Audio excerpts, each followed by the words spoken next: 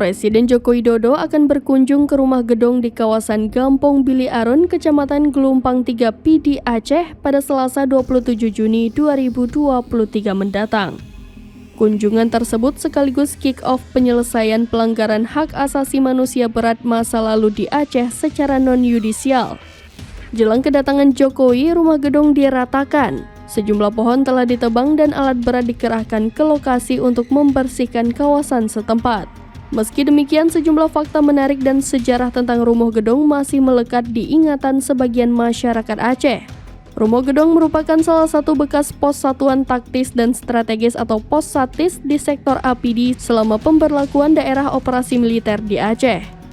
Menurut laporan Komnas HAM pada 2018, peristiwa Rumah Gedong dan pos satis lainnya merupakan sebuah peristiwa pelanggaran HAM berat.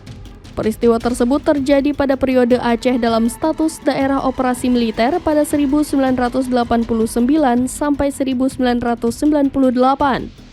Tanggal 7 Agustus 1998, Menteri Pertahanan atau Panglima ABRI Jenderal TNI Wiranto mengumumkan pencabutan status DOM di Aceh. Pada 12 Agustus 1998, tim pencari fakta dari Komnas HAM berkunjung ke Rumah Gedong yang berada di Gampong Bili Aron, Kecamatan Gelumpang 3, Kabupaten Pidi.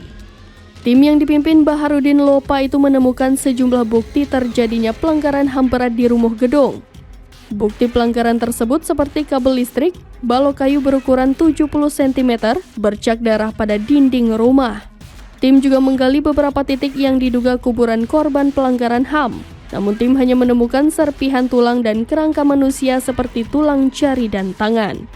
Pada tanggal 20 Agustus 1998, sekelompok massa datang ke lokasi Rumah Gedong dan membakar musnah rumah penuh sejarah. Rumah Gedong juga dijadikan sebagai basis perjuangan melawan tentara Jepang. Sejak masa Jepang hingga Indonesia merdeka, rumah itu dihuni oleh Teuku Raja Umar dan keturunannya, anak dari Teuku Kejerun Husin.